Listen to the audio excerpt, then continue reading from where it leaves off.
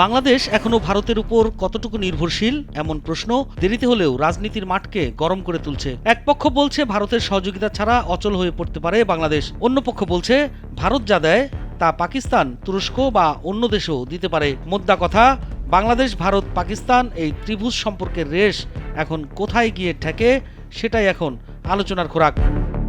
বাংলাদেশে পট পরিবর্তনের পর থেকে ভারতের সঙ্গে দ্বিপক্ষীয় সম্পর্ক চলছে টানাপোড়েন, আর এর সঙ্গে ধীরে ধীরে জড়িয়ে যাচ্ছে বাণিজ্যিক আদান প্রদানও। সবশেষ ইস্কন ইস্যুতে আরও কঠোর মনোভাব দেখাচ্ছে ভারত সরকার সরাসরি কোনো সিদ্ধান্ত না নিলেও দেশটির ক্ষমতাসীন দলের নেতারা বাণিজ্যে বাধা দেওয়ার হুমকি দিচ্ছেন। উগ্রপন্থীরা আবার কোথাও কোথাও বিক্ষোভ করে বন্ধ করে দিচ্ছে স্থলবন্দরের কার্যক্রম। এতে ব্যাহত হচ্ছে দুই দেশের আমদানি রপ্তানি।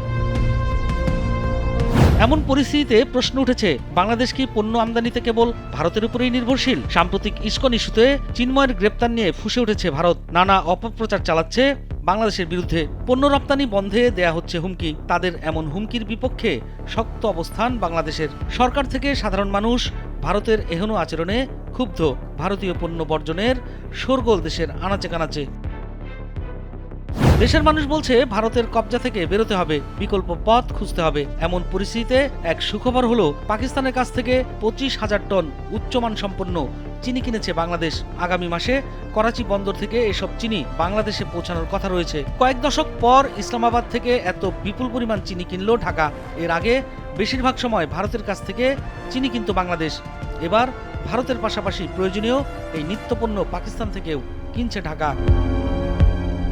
যদিও দীর্ঘদিনের নিষেধাজ্ঞা কাটিয়ে পাকিস্তানের করাচি থেকে কন্টেইনার পণ্যবাহী একটি জাহাজ চট্টগ্রাম বন্দরে এসেছে গত নভেম্বরের মাঝামাঝি। MV ইওয়ান জিয়ান ফা জং নামের জাহাজটি করাচি থেকে দুবাই হয়ে চট্টগ্রামে আসে। মহান মুক্তিযুদ্ধের পর করাচি থেকে সরাসরি চট্টগ্রামে নোঙর করা প্রথম কোনো জাহাজ এটি।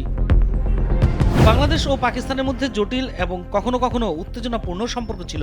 রাজনৈতিক ও ঐতিহাসিক বৈরিতার কারণে দুই দেশের মধ্যে বাণিজ্য কয়েক দশক ধরে সীমিত থাকলেও পুরোপুরি বন্ধ ছিল না। তবে নতুন করে ক্রয় দ্বিপাক্ষিক বাণিজ্য সম্পর্কের উন্নতির দিকে একটি পরিবর্তনের ইঙ্গিত দিচ্ছে।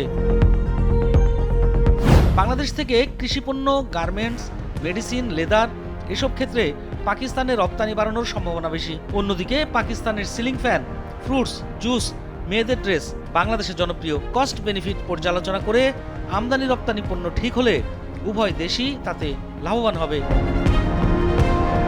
এনবিআরের তথ্য অনুযায়ী ব্রাজিল থেকে গম, চিনি, মাংস এবং নানা ধরনের শুকনো ফল ও মশলা আমদানি করে বাংলাদেশ। মালয়েশিয়া থেকে ভোজ্য তেল, রাবার, দুগ্ধপণ্য, ইলেকট্রনিক সামগ্রী, রাসায়নিক পদার্থ, জুতা ও চামড়াজাত পণ্য, খাদ্যশস্য ও বীজ, গম এবং ডালের উল্লেখযোগ্য আমদানি হিস্সা রাশিয়ার হাতে। জাপান থেকে আমদানি হয় গাড়ি, ইস্পাতের কাঁচামাল সহ শিল্পের যন্ত্র।